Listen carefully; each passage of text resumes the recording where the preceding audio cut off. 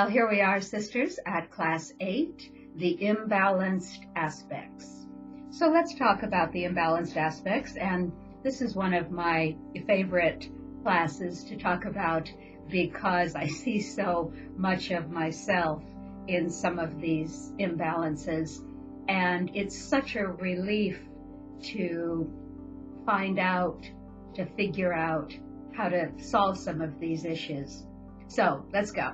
Every aspect, as we've talked about, needs the queen. Without the queen serving as woman's governor, we talked about this in one of the earliest classes, the queen as governor to all the other aspects. Without the queen serving as woman's governor, each of the aspects will inexorably tip over into their imbalanced selves. There's no way to stop it. Only the queen can stop some of this, most of this. So when a woman has access to all her aspects, she has the emotional and psychological support and resources to go to when challenges arise, as they always do. All of the aspects intertwine with each other and support each other.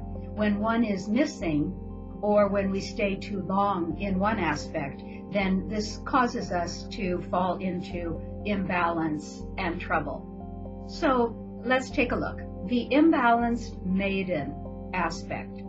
The queen provides the vision for one's life. And without a good queen, without a strong queen, the maiden, in a woman of any age, remember, has no vision for her life, for her future. And so lacking a solid vision, of course a woman feels fearful. What on earth is going to happen to me? This is something I asked myself a million times when I was a young woman. What is going to happen to me? Because I did not have a good queen to provide me with the vision for my life. Once I had that good queen, once I provided myself with the answer to that question. Sure, there's uncertainty in the world, but I felt much more secure having answered that question insofar as it's possible to do so in a co-created world. Without her captain of the ship, as we talked about in a previous class, a woman feels no confidence in her ability to command her life.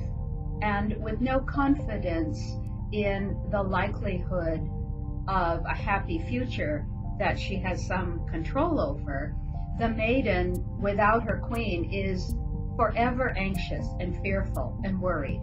And we know that worrying is like praying for what you don't want. It's never helpful. So let's talk panic attacks and anxiety. Panic attacks and all anxiety-related disorders are diseases, lack of ease, of the imbalanced maiden in search of her queen. To keep a woman whose imbalanced maiden fears are out of control, to keep her from looking for, and heaven forbid, finding her good queen, our society pushes the anti-anxiety drugs like Xanax and Valium and Ativan and Klonopin, and I don't know what's popular right now because I don't take any of those things, but there is some version of that happening right now that everybody is taking. And this is to literally prevent a woman from finding out about her power. Almost all anxiety-reducing drugs act by not really reducing anxiety, but by reducing total brain activity. And so, of course, this temporarily relieves anxiety. When your brain is not working, you're not going to be able to feel anxious. But since these drugs blunt all emotional responses, they also tend to eliminate all the normal feelings of life also. And it's like, hey, don't you need those?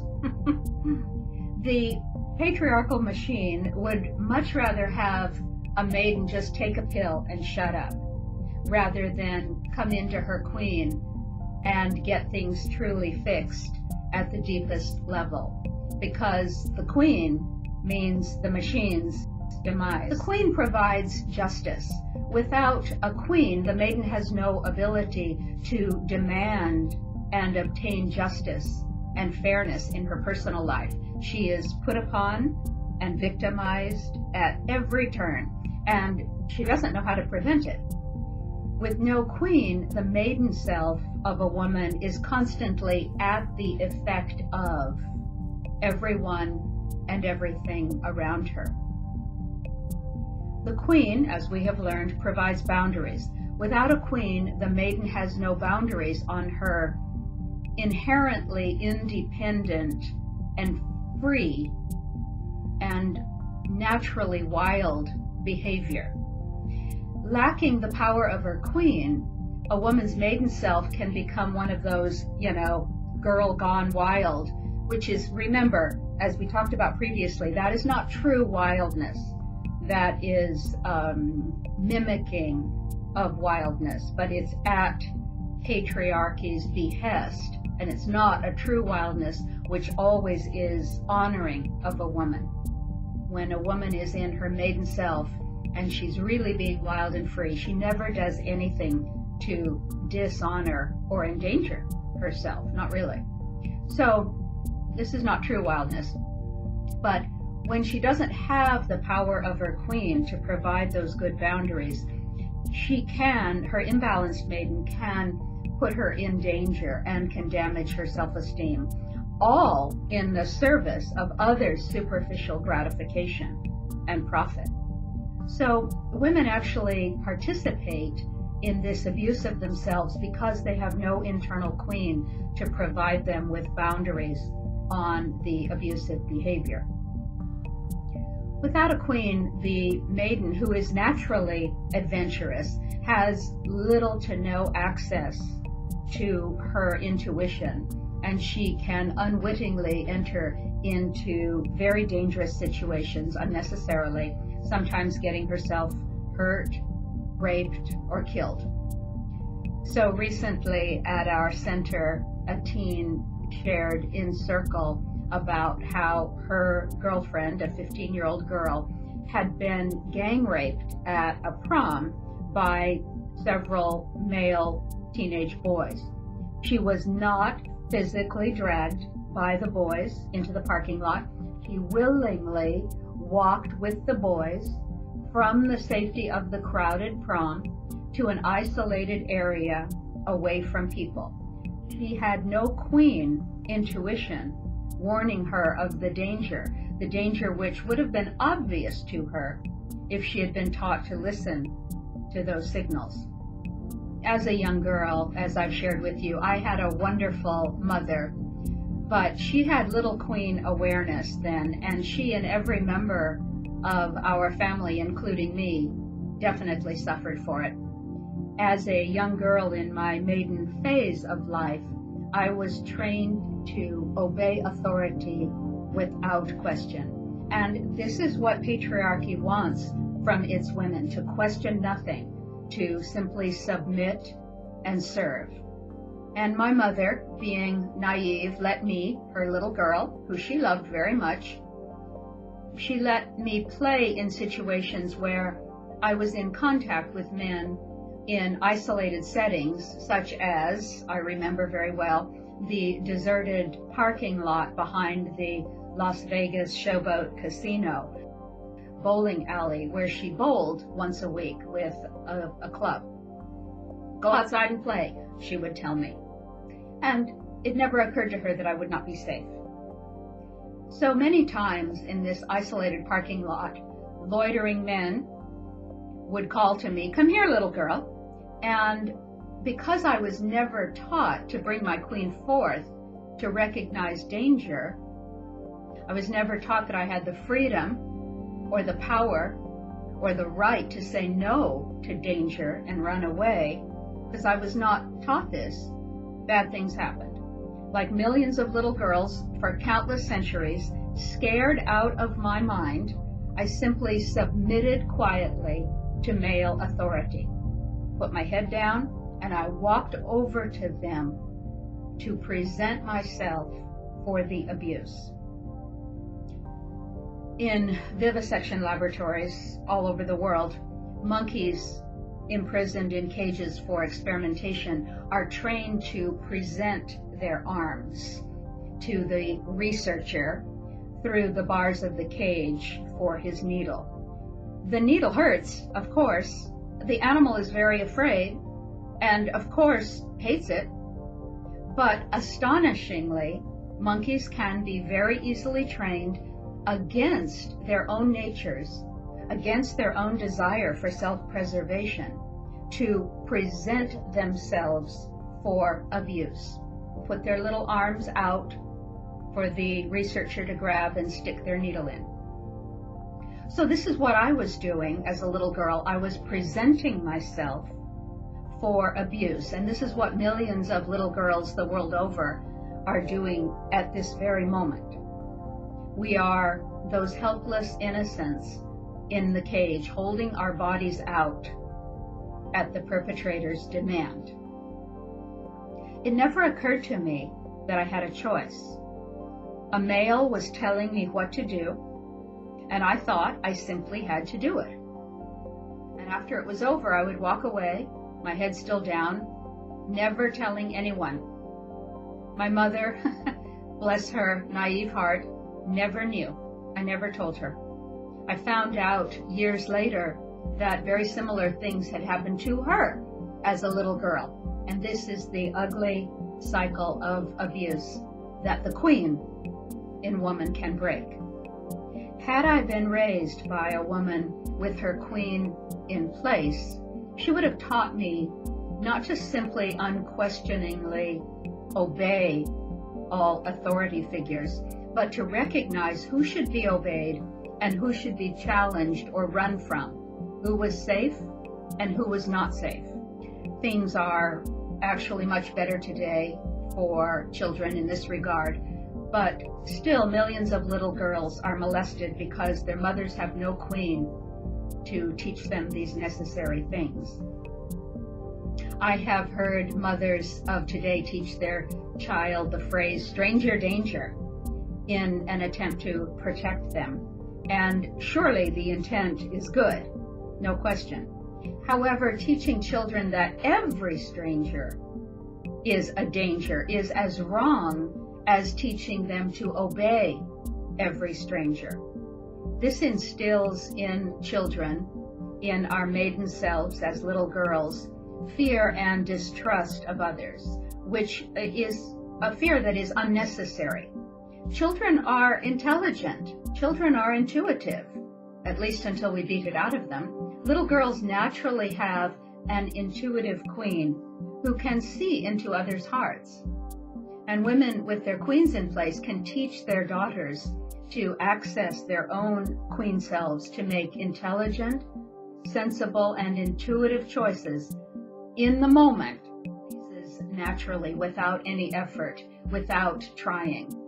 Everyone, including animals, are automatically attracted to her youthful, magnetic, beautiful, wild nature. But without her queen, the maiden can become the desperate for approval people pleaser. She can lose her sense of personal honor and dignity and self-esteem. She can submit to abuse, not knowing that she has a choice. And sometimes in her approval seeking, she goes along with the crowd. This is especially true of teenage girls, using drugs and alcohol and sex in ways that harm or destroy her body, her spirit, her mind. The queen is the aspect of a female that understands that she does not need anyone's approval, so she doesn't seek it. Without the queen, the maiden may not hold boundaries for herself and passively, fearfully may allow herself to be molested by those close to her or date raped. Obviously, many women are physically forced. Allow herself does not imply in any way that molestation or rape is the woman's fault. But many molestations and rapes occur not through physical, but psychological force, as mine did. In these cases, a female's queen may indeed be able to keep her maiden self safe.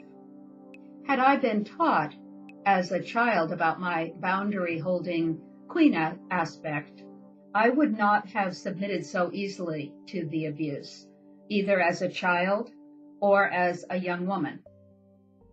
In my personal case, none of the men who molested me behind the bowling alley and other places, many other places, ever ran up and physically grabbed me. None of them ever held me down as they were committing their crime upon me. They called me to them, and I went. I believe in their own twisted minds, these men convinced themselves that because I walked up to them willingly, then somehow that meant that I wanted it or liked it or was consenting somehow to the molestation, which made it in their minds okay for them to do it. The broken patriarchal mind can lie endlessly to itself. A conditioned and brainwashed mind cannot ever be considered to have free will. Those poor monkeys do not have free will, and neither did I. Neither really do prostituted women, because 85% of all prostituted women were molested as children. Their brains have already been conditioned and hardwired to accept abuse at the hands of men. And neither really do all the Me Too women who were pressured into terrible situations of exploitation at the hands of powerful men.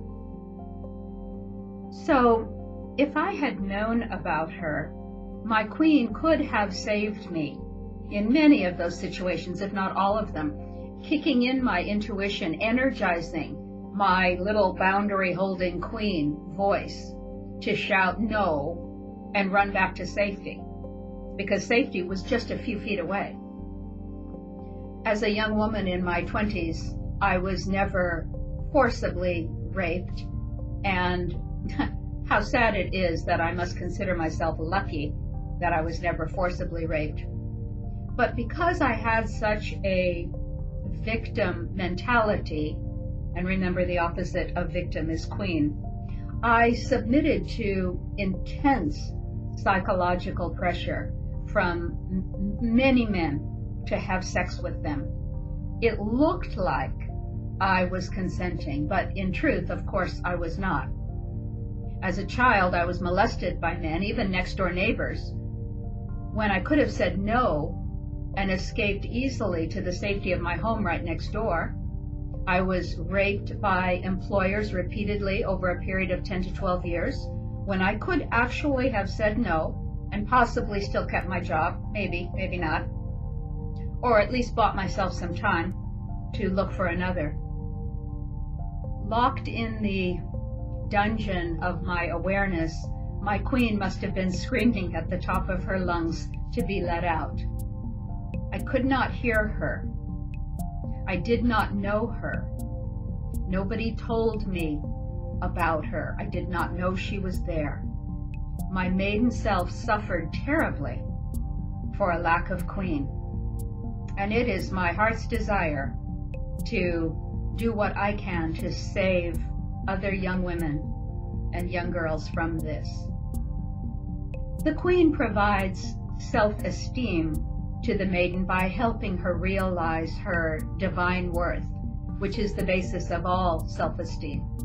Without a queen, the maiden feels no sense of self-worth or ability to control her life, and she can engage in anorexia, bulimia, self-mutilation, cutting, and other life-denying actions that are all related to control.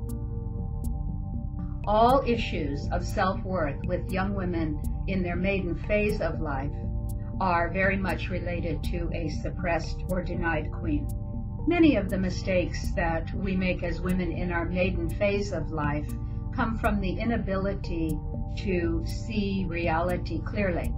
We cannot see that the gang of boys means us no good. We cannot see that the alcohol will impair our ability to take care of ourselves in this public setting. We cannot see that sex with that person will suck our Shakti dry and leave us confused and disempowered and disturbed. The queen is the one who sees reality clearly and sheds light on it for us.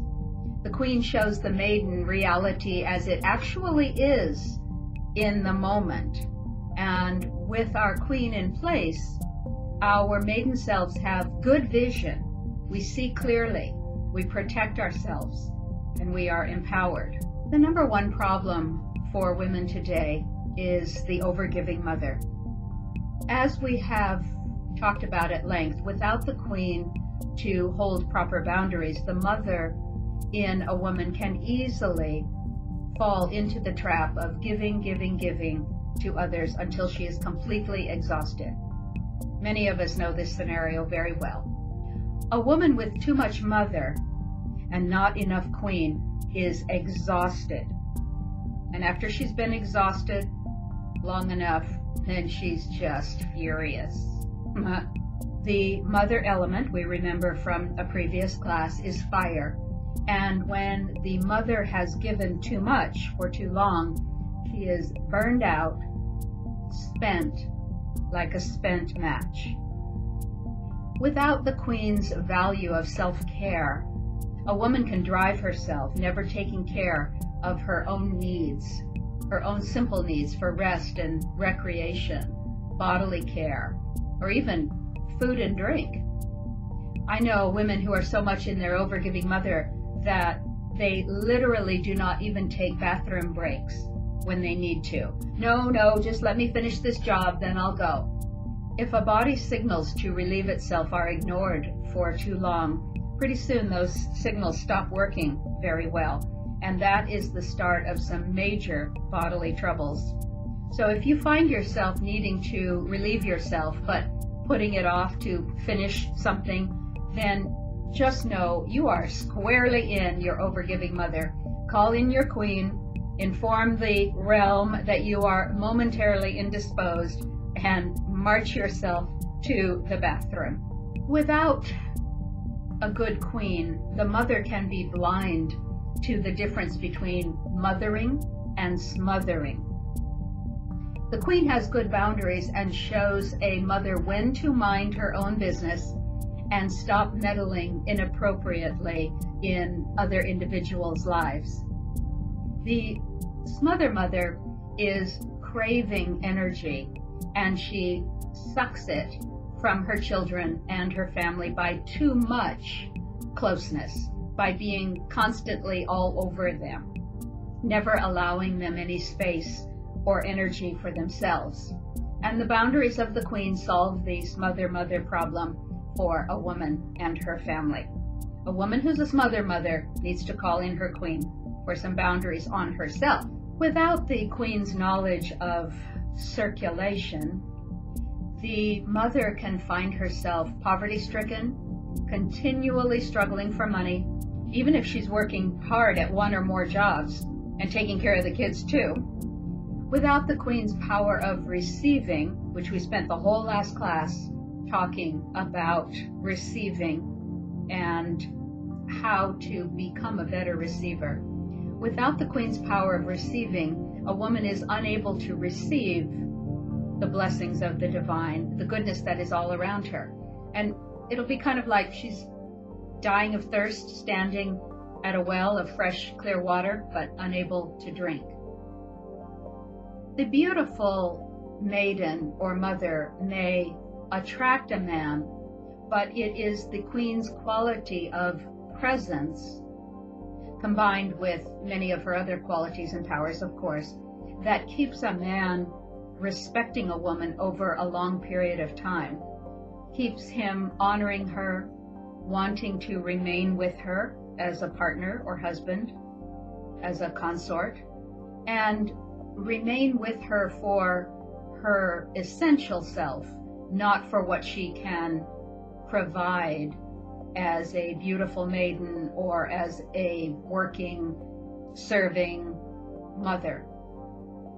Without this presence, a wife or partner may not be able to maintain the continuing respect, the continuing honoring and love of a spouse, and will eventually find him or her lying and cheating and treating her dishonorably, and eventually probably abandoning her, or, this is more common, creating such an untenable situation of physical or emotional abuse that she herself is forced to separate herself from the partner, from the spouse. And in the case of women with male partners, usually at much greater cost to herself and her children than for her husband.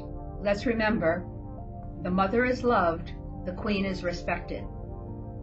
A woman who is mother to her family may be loved, but without a strong queen aspect, she will not be respected. She will be like your old pair of shoes, comfortable, familiar, well-worn, yes, but not cared for, not precious to you. You use them every day without a thought, without appreciation. You come home, you kick them off carelessly into a corner without concern for where they land in a heap. The old shoes just wait there, ignored, unattended, until you need them again. When you're ready, you slip them on again, no appreciation, no thought, and you use them to walk on through the next day. This is actually the perfect description of exactly how many women are in relationship with their families. An old pair of shoes. Loved, yes, but not appreciated. Used, yes, but not cared for in return. No one looks twice at these serviceable old shoes. And when they have holes in them, when they're no longer so useful, they're just tossed out in the garbage. When a woman has a strong queen to underpin her loving mother, she is never, ever an old pair of shoes. She is more like those special shoes, those valuable shoes, those expensive shoes that you both love and respect. These are the shoes you wear carefully. These are the shoes you take care of. These are the shoes that when you take them off, you don't kick them carelessly to a corner. You put them in those little cedar shoe trees to maintain their shape and their good fragrance. You shine them frequently. You are proud of them. You want them to last. You take care of them. Everybody notices and appreciates those shoes. So we women don't have to choose love or respect, as so many women do, choosing one or the other. No, we women must hold out for both in our lives from all the people we interact with. Love and respect from our family. Love and respect from our partner. Love and respect from our friends. Let's talk for a moment about the mother's broken heart, because this is a real thing. A lot of women experience the feeling, the terrible feeling of a broken heart, not just romantically, but with their families or in other settings. Without the boundaries of the queen, the mother's naturally loving and giving heart is often broken by those closest to her, although she seems to be doing everything she can to be a good person, to give to others. Isn't that what she's supposed to do? And to live a decent life. She's doing all she can to do all of that. But without the queen, the mother is almost always oppressed, abused, and devalued, and her gifts are taken for granted. All I do is give to them, and all they do is treat me like crap. is what you will hear many overgiving mothers say without their queen. Love is not all you need. In our culture, we live in the fantasy world that love, the quality that belongs to the mother aspect of woman, is what will save us, what will make everything right. This is not so. Look around you. We have plenty of mother love happening on the planet right now. We have millions of women parents, women mothers, who are providing incredible love in every way to their families. And they are disrespected daily by those very families, by their husbands, by society in general. In Africa, for example, there are millions upon millions of women providing love, labor, and the nourishment of the good mother to their families, to their communities, and they are raped, they are infected with HIV, they are abused, they are mutilated, they are killed in vast numbers.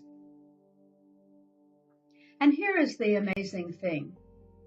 These women get up, if they can, and do it again the next day, heroically providing once more the love of the mother to those around them.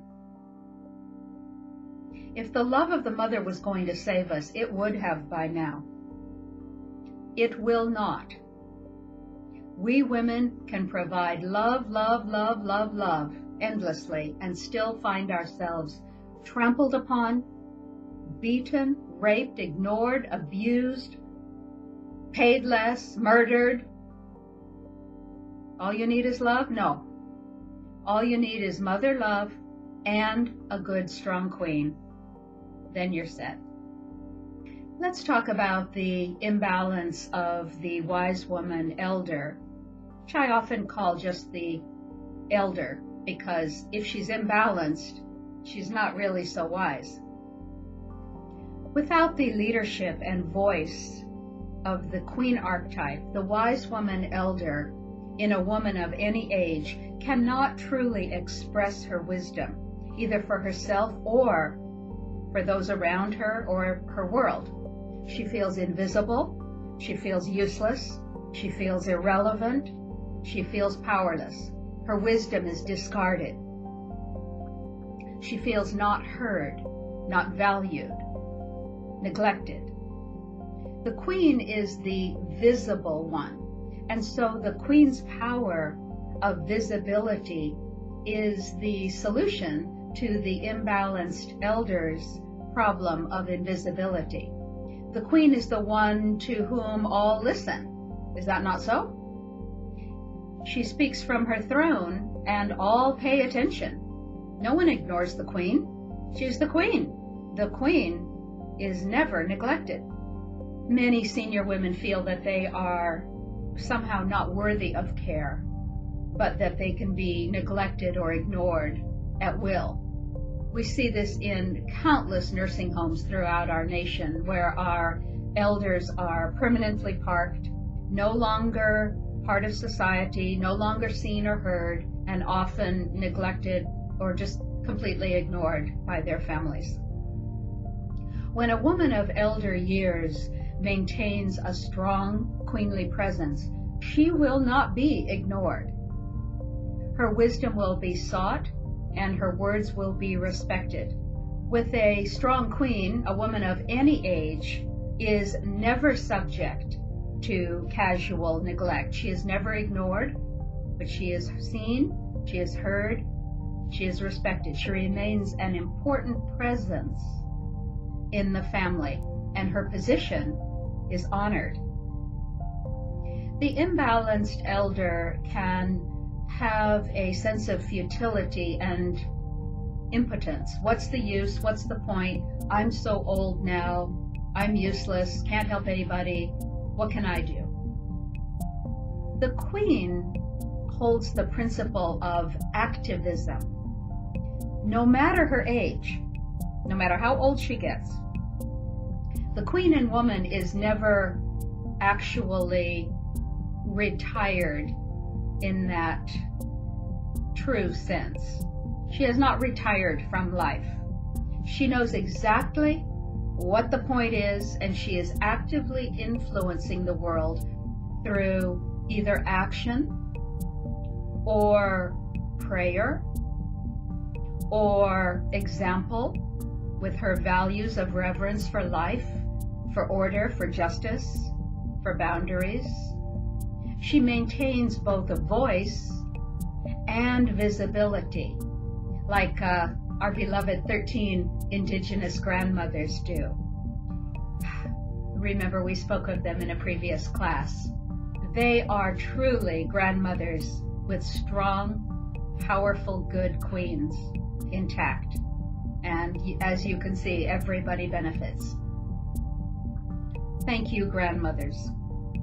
My own mother is a great example of an elder woman who is now using her queen to do good in the world. In 2011, she heard that the huge clothing company Abercrombie & Fitch was promoting a padded push-up bikini top swimsuit to little girls 10 and under. It was in their catalog for girls 10 and under. She was so outraged at this hypersexualization of little girls. So what did she do? She did not sit quietly at home and bemoan the state of the world. She did not say, I'm useless, there's nothing I can do. She did not automatically assume that she had no voice in this, that there was nothing that could be done against such a large organization. No, she neatly hand-printed a big sign, and she parked herself in her wheelchair with her sign on her lap right in front of the Abercrombie & Fitch store in Southern California's South Coast Plaza Mall, one of the world's most famous indoor shopping centers. And crowds gathered to cheer her on. Wide-eyed and alarmed Abercrombie & Fitch employees peered out their big storefront windows at this tiny woman in a wheelchair, determinedly taking them all on. Mall security was completely flummoxed. The police were completely discombobulated, and some of them were trying hard not to show that they were on her side. Nobody wanted to arrest what seemed like a helpless little old white-haired lady in a wheelchair. Helpless, my eye. No, here was a wise woman queen doing her powerful thing to change the world for the better. That afternoon, 5 television stations covered my mother and her one-woman wheelchair protest on the evening news. And Facebook was ablaze with, this inspiring story. She received congratulatory emails from all over the world, from the UK, go Sue, and Abercrombie & Fitch was deluged with a tsunami of public criticism. And 2 weeks later, the company removed the offending garment from the catalog. One little old lady in a wheelchair with a homemade cardboard sign, that is the power of the voice of the queen in the wise old woman. My mother, of whom I could not be more proud, I assure you. Perhaps she didn't start her life as a great queen, but she is sure finishing up as one. So I say, go mom. When a woman in her wise woman phase of life maintains a strong queen aspect, she is as effective in influencing the world as she chooses to be. An imbalanced senior woman may feel, I'm over the hill, but it is the queen aspect that helps a woman understand that she holds the power of conception in the dark. No woman who understands this magical power can be over any. If she's breathing, if she's conscious, she holds this power. With her power of integration, the queen helps a woman stay at the top of the hill. seeing far and wide, never over the hill, but always spanning, if you will, the distance between the beautiful light and the sacred dark. Without the queen, the wise woman elder will not have this power of integration necessary to conceive in her sacred dark a spark of something new for herself or the world, which is the wise woman elder's ultimate magical power. Let's talk now about a very common issue for many women, and that is the issue of depression. No matter her age, depression is a quality of the imbalanced elder aspect in a woman. Depression is like a lid placed on an emotional pot. Depression can be caused by anger turned inward because the depressed person feels it is not safe to direct it to the entity or system or person with whom she's angry. Depression can be caused by a feeling of lack of self-worth, of course, by feeling you are not worthy enough to have the right to express any emotions, particularly those not nice ones. Depression can be caused by suppressing your passion, by bottling up your true talents and choosing to do something practical or acceptable in life rather than choosing your mission or the thing that you wish to do. A huge number of women experience depression, and really, when you think about it, it's no great surprise. Look at our woman-hating world. Emotions, feelings, intuition, healthy expression of these is all within the queen's domain. If you have no queen, you are not likely to have healthy expression. If you do not have healthy expression of who you really are, then you will have depression. The queen is the aspect that brings clarity to a woman about what is truly going on with her emotions and allows them space to bubble up to the surface where she can actually take a good look at them. Then take whatever action she can to correct what she can. So, of course, being queen doesn't mean that you don't have any problems. It just means that you don't respond to those problems with the unhelpful state of depression. If you are experiencing ongoing depression, call in your other aspects for help. Bring in your maiden to explore and experience your real emotions and get in touch with them. Call in your mother for some self-compassion and nurturing to get in touch with what you feel truly passionate about. Those are all qualities you remember from previous classes that are about the mother, that belong to the mother. And a person who's depressed is not passionate. And so passion is very much related to depression. Call in your queen for some clarity on what is really wrong with your life at that very moment and what your sacred architect, remember the queen is the architect of your life, what your sacred architect needs to do to change it, to bring your vision into reality. Get your crown on. You are nobody's victim.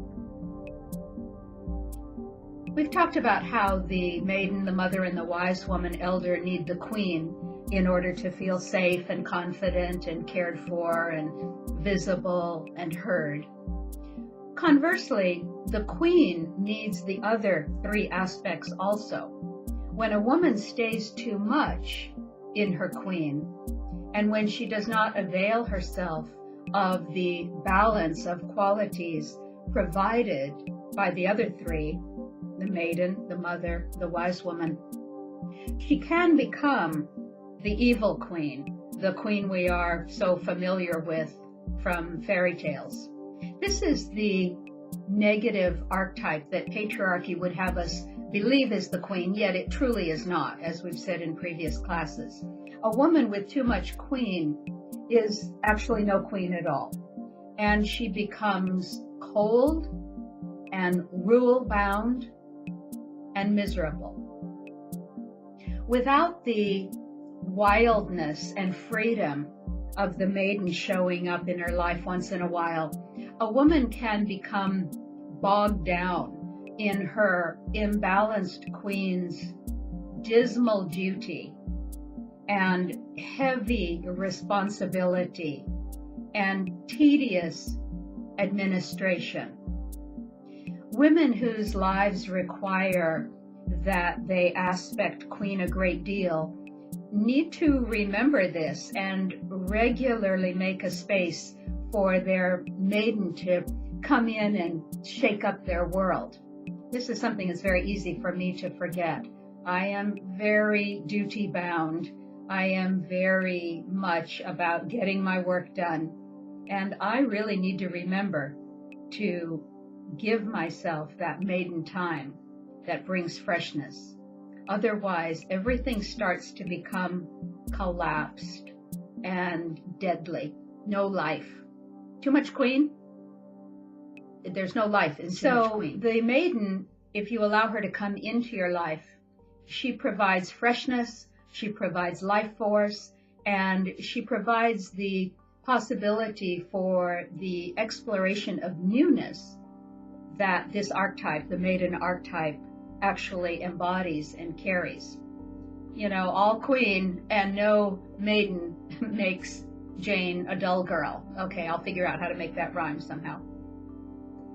So with the incredible burden of ruling, a woman with a lot of queen can tend to be too serious and too dignified.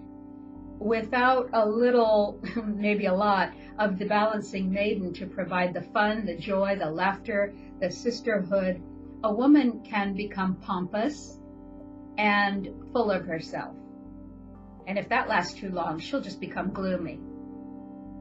The queen holds, we remember from past classes, authority and responsibility, which is, you know, can feel like a heavy burden upon your shoulders.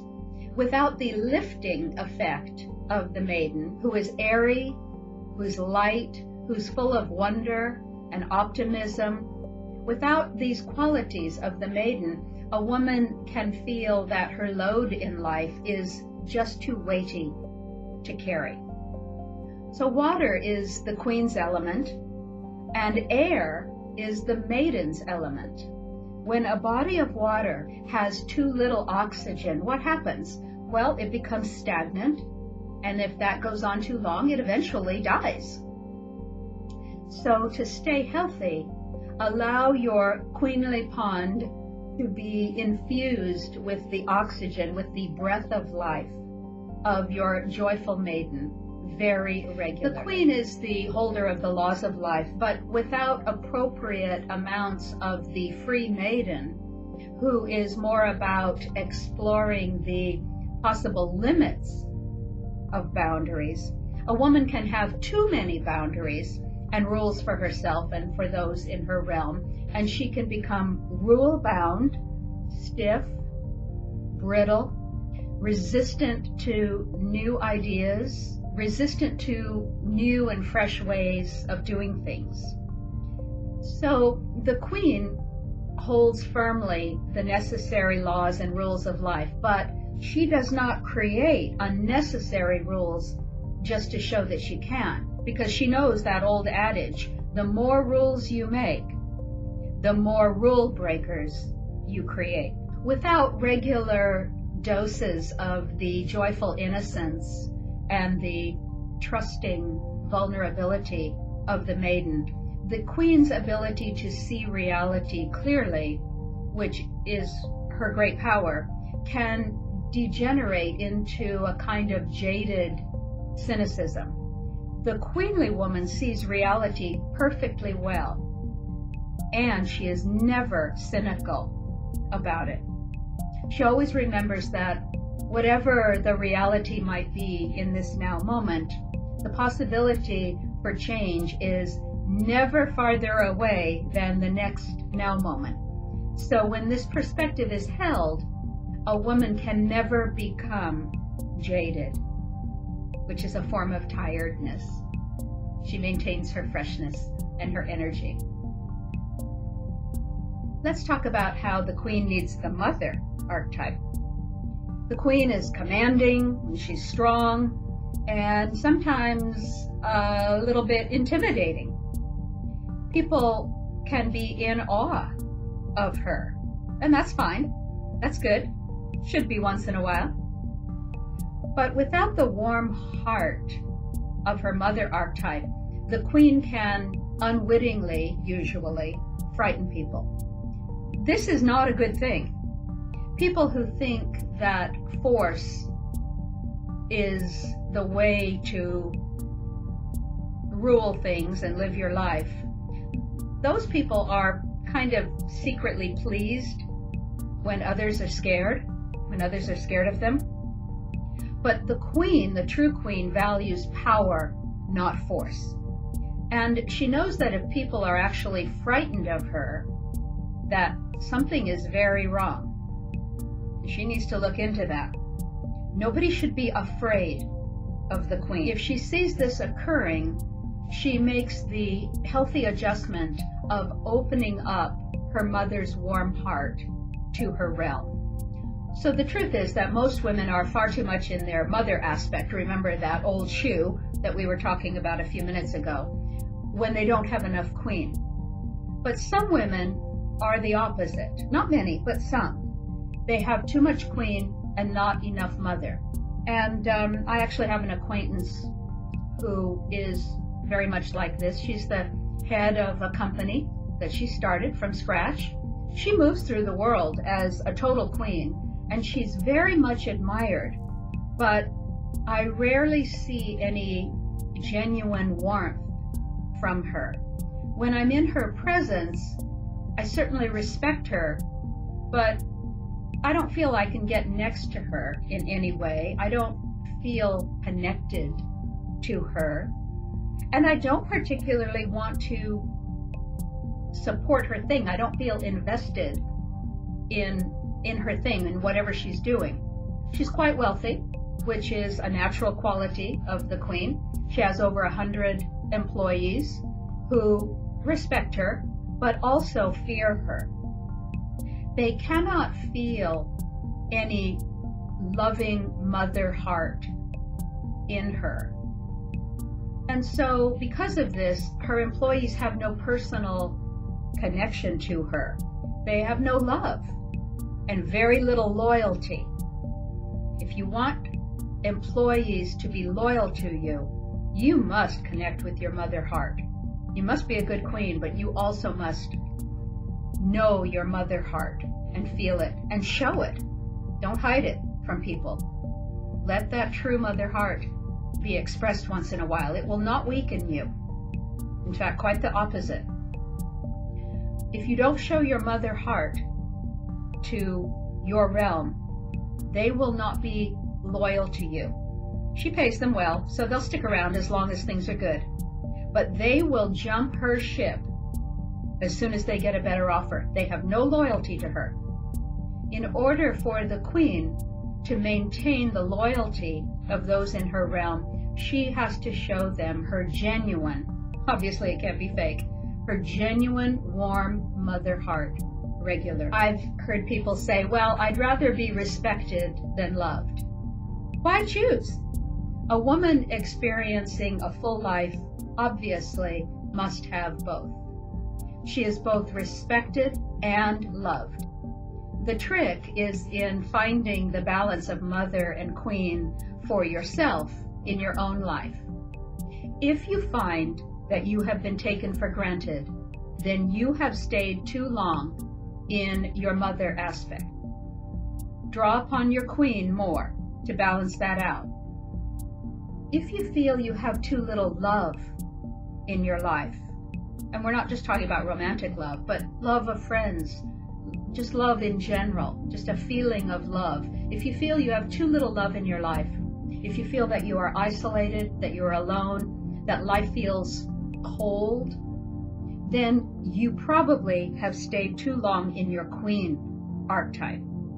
So bring forth your mother, your warm mother, when it's appropriate. Remember, the mother is warm and the queen is cool. You want to be able to be warm and personal, be in your mother archetype, or cool and impersonal, your queen archetype, as you need to in your life. Both are needed, but you don't want to be stuck in any one aspect too much of the time.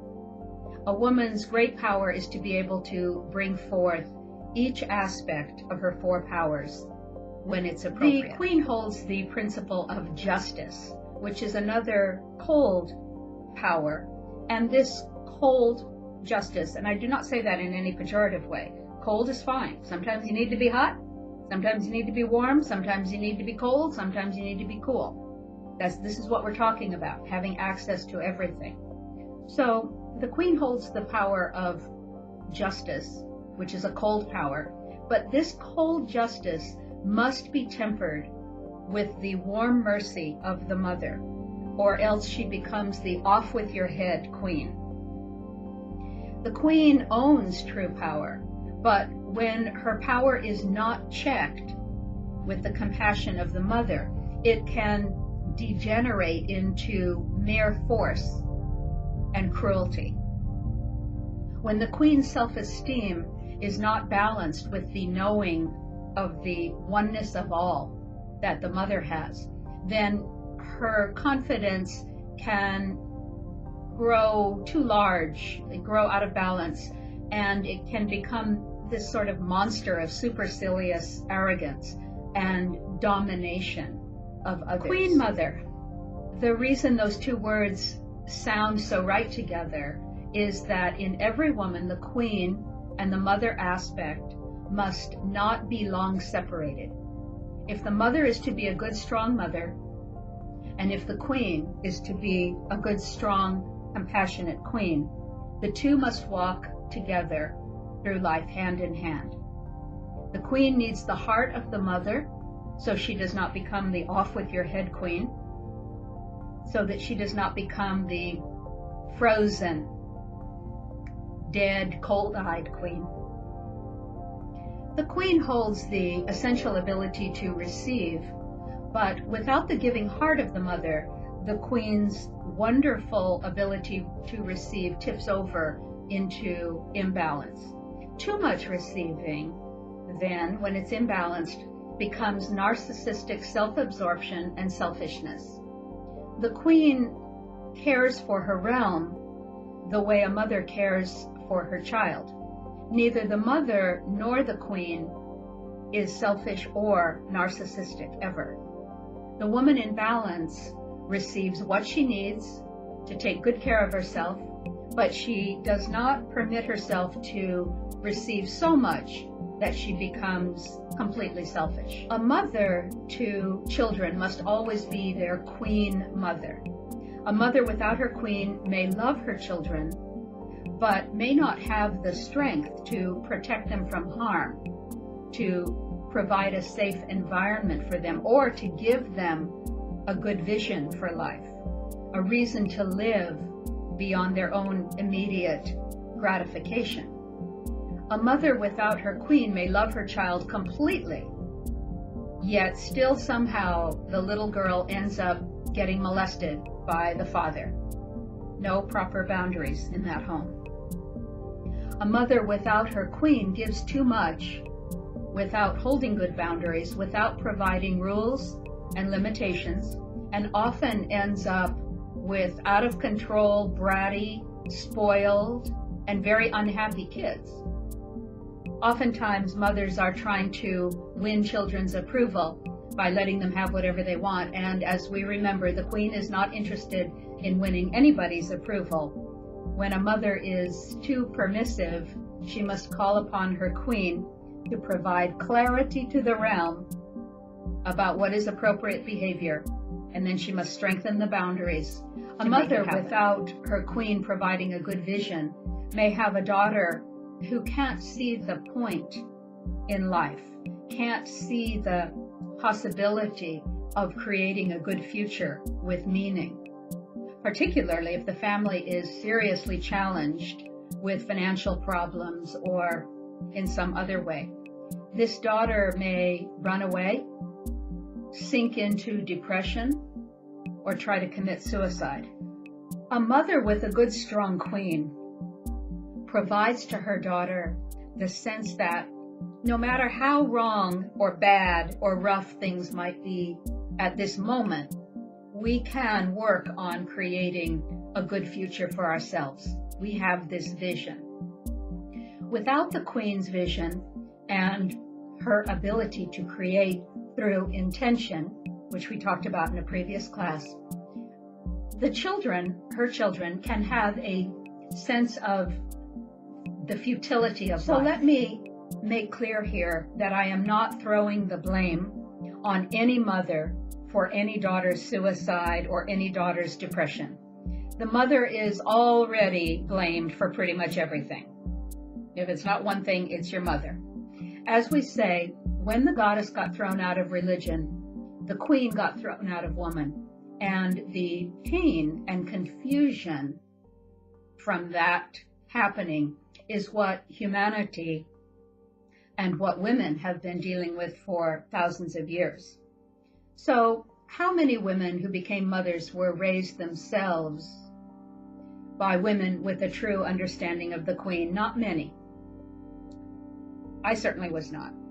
And I am not blaming mothers. I am saying that a woman's queen can help her mother to create family conditions that can provide the best chance to raise happy and healthy kids. The queen is the aspect that commands, directs, and speaks the law. We remember that from a previous class. She is the lawgiver. Without the wisdom of the wise woman, a woman's queen doesn't know when to stop doing those things. She doesn't know when to stop directing, when to stop speaking, when to stop commanding. She doesn't know when she's supposed to simply pay attention quietly, to sit still, to listen. She doesn't know when it's time to stop acting and just hold the space. That's the wise woman power, to hold the space silently. A woman might know that she is queen, but without her wise woman, she cannot be still and know that I am goddess. The queen is the aspect that holds the power of success, accomplishment, and achievement. Without the ability of the wise woman to surrender, to go into the dark, to be quiet, to rest, to cease all activity, a woman can become a working machine. This has been my problem all my life up until now. She can constantly be pushing and driving herself towards what she thinks of as success in the outer world, or even just trying to survive. So we've examined in detail now the various ways in which each aspect can become imbalanced without the others, and why, although she must act as governor, the queen in woman cannot act alone in a woman. So let's take a moment to look at a chart of the imbalances of the four powers of woman at once, and let's see the whole picture.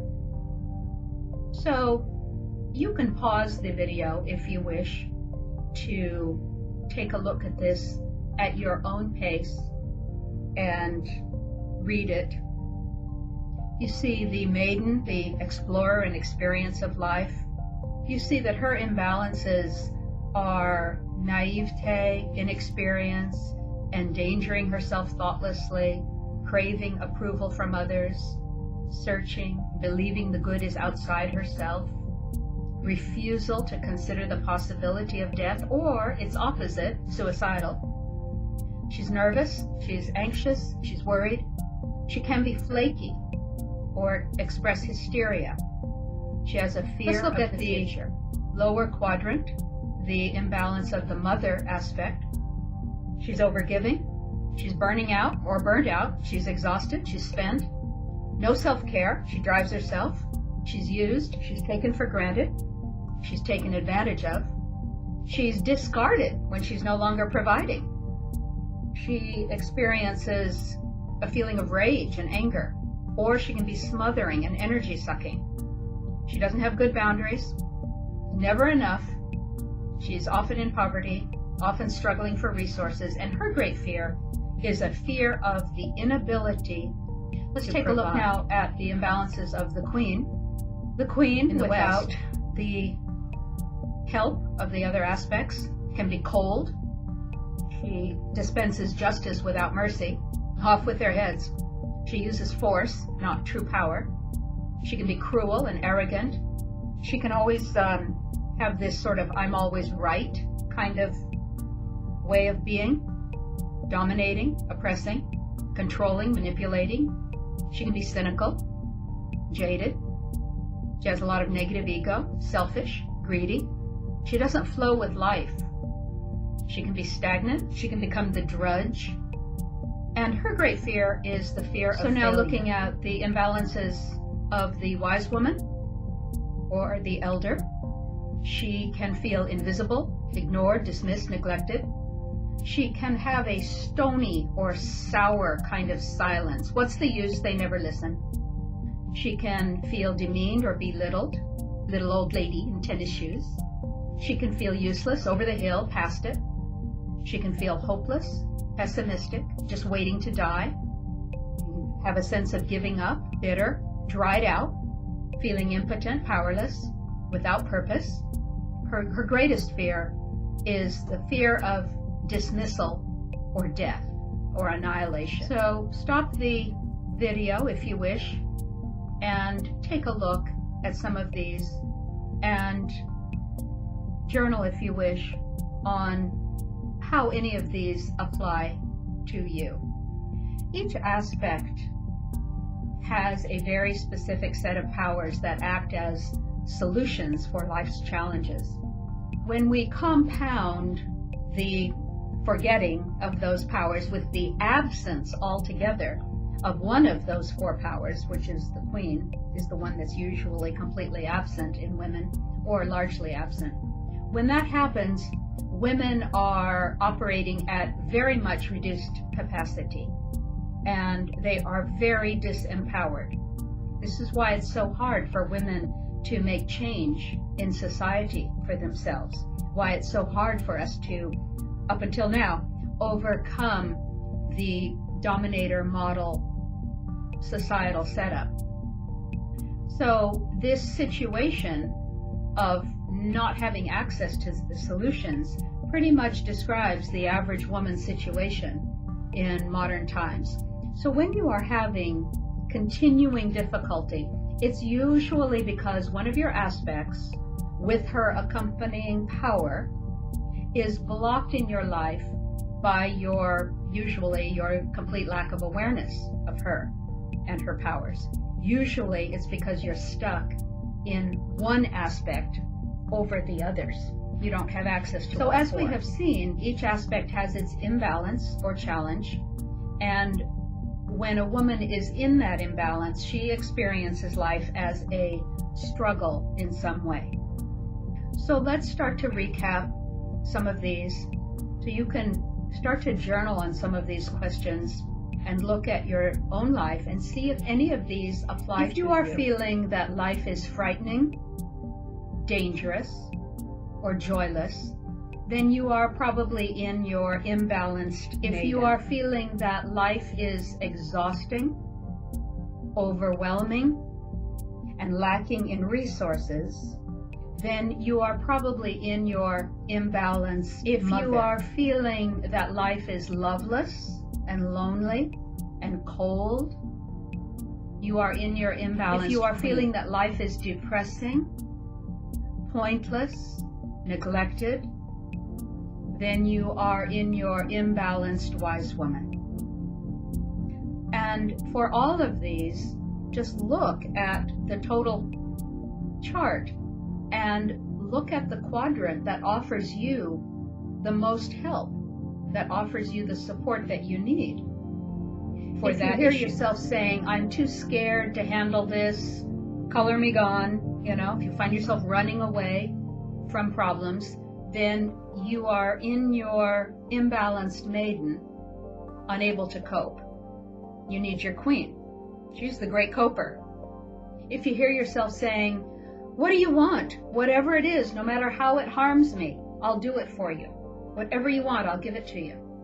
Then you are in your imbalanced maiden, trying to figure out how you can better please somebody to solve the problem. And we know pleasing somebody will only temporarily assuage the situation. It will never fix it. In fact, it always makes things worse. You need your queen. If you find yourself screaming with rage at those you think are causing the problem, you damn ungrateful rotten kids, then you are in your imbalanced mother. You need your queen for some damn boundaries. If you find yourself working harder to provide more to solve the problem, if you hear yourself saying something like, what do you need, no matter what it costs me, I'll find a way to provide it for you. Sounds similar to the maiden, but it's slightly different because it has that quality of, it's my duty to provide this for you. Then you're in your imbalanced mother, and you need your queen for some boundaries. If you find yourself symbolically wanting to kill someone to get rid of the problem, if you think elimination of the person or the problem is always the answer, then you're probably in your imbalanced queen and you are using too much force. You're going now to the off with your head. And off with your head is usually not a permanent solution because there will always be a new head to cut off. That's not actually the solution. So you might need your compassionate and inclusive mother archetype to find a permanent solution because there is no away. You cannot throw somebody away. Yes, you can hold boundaries and keep them out of your life. Yes, but if you think that you can constantly just crush problems, eliminate them with force, then you will find your life not very pleasant and it doesn't work in the long run.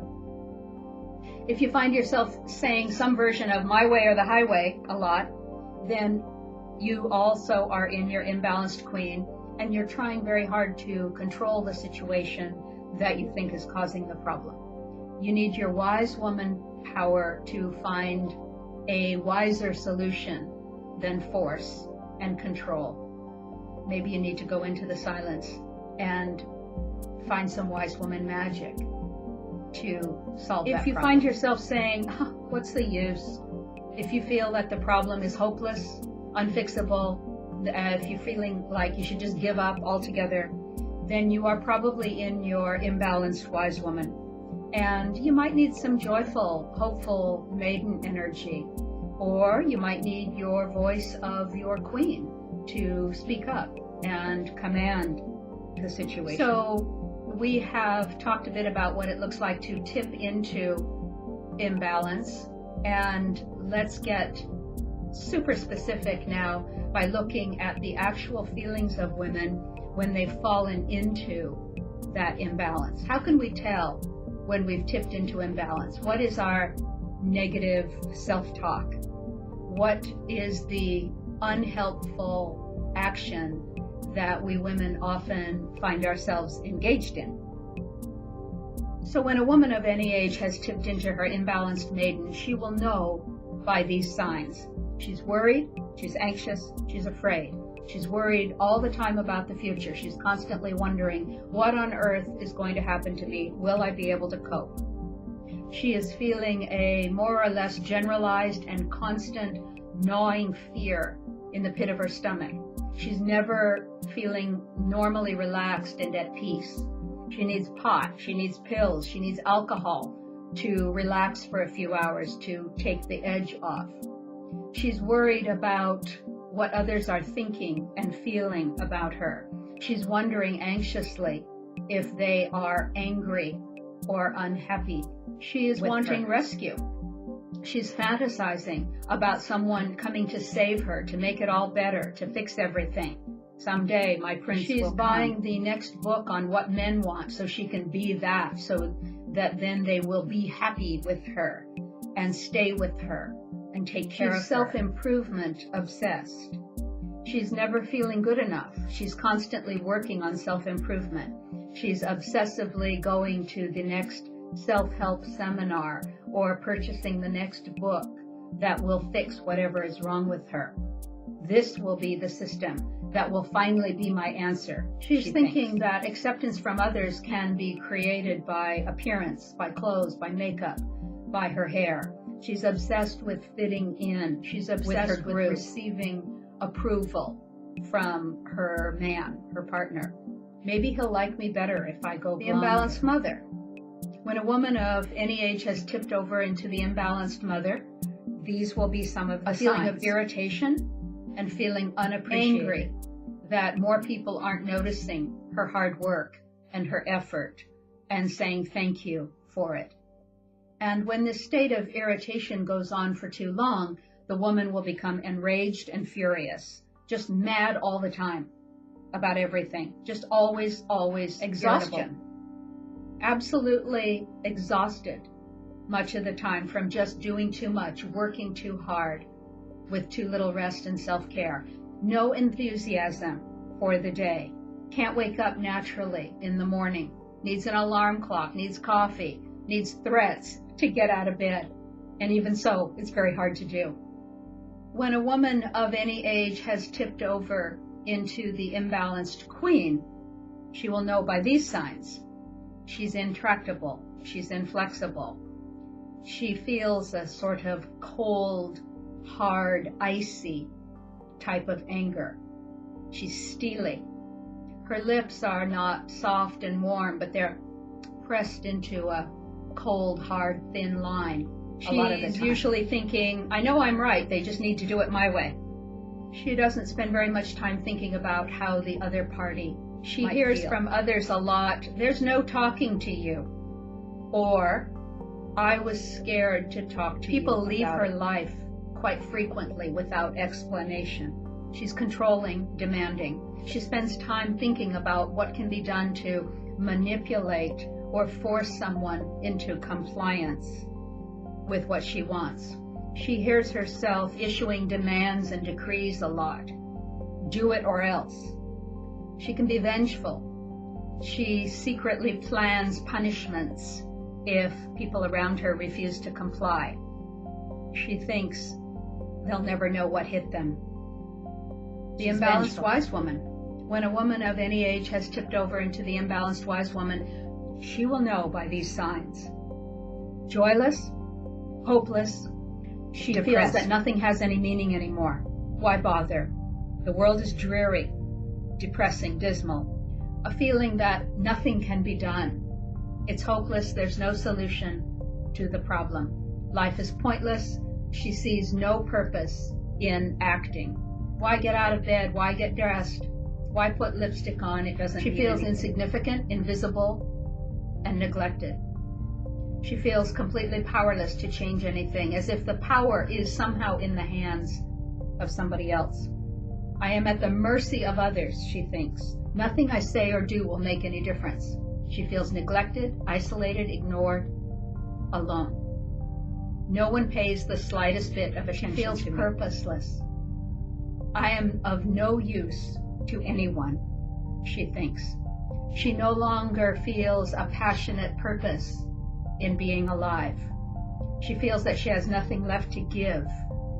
She feels that she is without value to the world, no longer producing anything good, no longer needed by anyone. If you find yourself in any of these four sets of states, stop to consider what imbalanced aspect you may be inadvertently lingering in.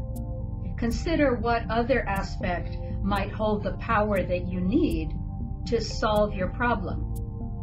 The solution to every life challenge for a woman can be found in the power of one of these aspects. With the problems many women have today, it is most often the queen to whom we should look, but not always. We need to do the dance of the aspects. It is as if there are 4 amazing beings within us, each needing and wanting to come forward and dance. And the queen in us is she who says, "It's your turn. Come out, dance." When the exploring maiden has been out on the floor too long and danger is imminent, it is the queen who says, "Okay, you've had your fun, but the floor is no longer safe. Come and sit now." When the working mother has been out on the dance floor too long and is now tiring, it is the queen who says, "You are a great dancer, but you're a bit tired now. Time to come rest before you're completely spent. Let's let another take the floor for a bit." And so on. In dancing through life, we need to know when to let each dance, for how long, and in what conditions. It is the queen and woman as governor who can automatically keep track of this for the greatest good for woman herself. When we can easily and gracefully dance in each aspect, with each of the aspects dancing and flowing easily with one another, each in turn stepping forward and then gracefully stepping aside when it's time and making way for another to come dance, then we are in our greatest power. There is something called twisting the teachings, twisting the queen teachings. And when a woman is operating from an imbalanced aspect, but attempting to justify it with a misstatement from the queen teachings, that's what this is, twisting the teachings. She takes the teaching, perfectly good teaching, and she twists it just slightly sometimes very subtly, brilliantly, just the way she needs to in order to justify her own behavior. And then she declares loudly that she is just claiming her queen, just holding some queen boundaries. And this is supposed to immediately shut everybody up. When women are twisting the teachings, this is one of the favorite phrases they like to throw down. "I'm just holding my boundaries." And this is often used to justify some kind of "no, I don't want to" action. So let's take a look. I've heard women say, "She mistreated me, so I'm holding my boundaries. I'm never speaking to her again." The queen would not react in this emotional way. Certainly if someone has mistreated you, you absolutely have the right to choose not to be in their presence. But a queenly woman would make some kind of effort at clarity in the relationship. Generally speaking, she would not just cut communication off without a word. She would share how and why she felt she was mistreated. She would share this with the other party in an effort to, if not heal the breach, at least have some clarity in the closure. The queen always attempts to shed light on a situation to bring about healing. I've heard women say, "I don't like that woman," or "she doesn't like me, and I don't feel safe with her. So I'm not coming to the group meeting, I'm holding my boundaries." No queen would stop going to the organization of her choice simply because a single woman out of so many that she did not like was present. This is allowing others to control you. The queenly woman does not permit herself to be controlled by others' choices. If she wants to go, she goes. It is of no consequence to her who else might be there. She simply does not speak to them if she wishes not to. Unless they are actually pointing a gun at her, neither their presence nor their negative opinion can truly harm her. She is perfectly safe. I've heard women say, well, I understand that I committed to such and such, but now it doesn't work for me. I'm standing in my queen power and doing what works for me now. I'm holding my boundaries. All right. A queen knows that her word is law. When a queenly woman makes a commitment, her word is her bond, and she follows through unless there is an exceptionally good and new reason for changing the program.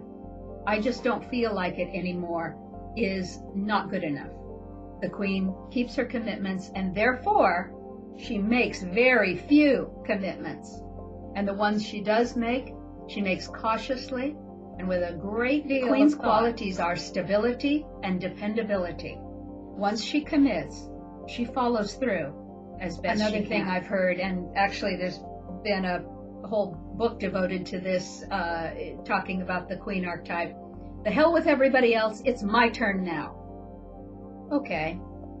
The queenly woman both takes care of herself appropriately and at the same time remains concerned with the welfare of her realm. The queen is impersonal. She is not belligerent about claiming what she needs. She simply does so calmly and firmly, expecting and accepting no argument. A woman making this sort of a statement belligerently, it's my turn now, damn it, she is not in her queen aspect. She is in her exhausted, raging, resentful, overgiving mother. Here's another thing I have heard women say, well, you need to do it my way. I'm queen of this realm. If a woman has to imperiously inform you that she is the queen, she has probably already lost position, and she is now struggling to regain it. The queen does not struggle. The queenly woman leads like a midwife, as we talked about in a previous class, and she leads for the good of the group, and she includes herself in to that good of the group. She does not impose her will on those in her realm simply out of personal preference, because she's impersonal. She's just, she's fair. She sees the big picture. She sees what is for the good of all. She will explain if she needs to, but she will not justify. If occasionally someone in her realm needs to simply do it her way without receiving an explanation, the queen usually has a most excellent reason for this, usually an urgent emergency. A similar phrase, do it now, is sometimes said. The queen does not order people around. She's not imperious. She's not arrogant. This is not leading like water. And you remember we spent a whole chapter talking about how to hold center like a midwife, how to lead like water with power, not force. When too much force is used in leading, most children shrink in fear, and most adults rebel in anger. So the queen issues all directives most graciously as she can, and most politely. And so she does not cause fear or rebellion within the realm. Both fear and rebellion have the power to bring the queen down. So another version of this is, I can do anything I like, I'm the queen. The queen understands that she most particularly is not the one who can do anything she likes.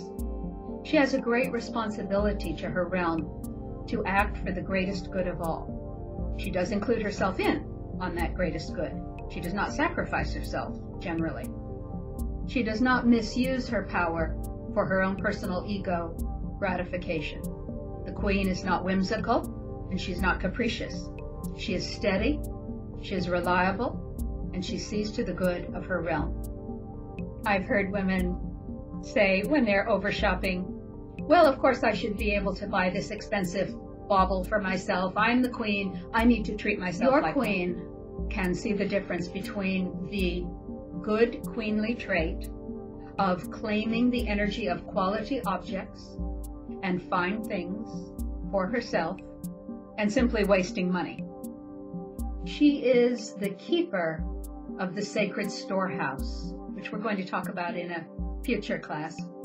And she does not spend money. A good queenly woman will not spend money on personal luxuries if the realm is in need of something essential, like food or school clothes, or paying the mortgage, or having something in savings. The queen takes good care of herself, but this does not mean lavishing excessive luxuries upon herself while other important areas of the realm go without. The queen is an excellent money manager. So, sisters, this concludes Class 8, the Imbalances. I trust you have had some fun with me looking at some of these imbalances. Stop the video as you are reviewing it and journal where you think it might be appropriate on some of these questions, some of these feelings, some of these behaviors. See what applies to you. See what may be helpful for you to look more deeply at. Next class, Class 9, we'll be talking about the queen in relationship. So see you soon.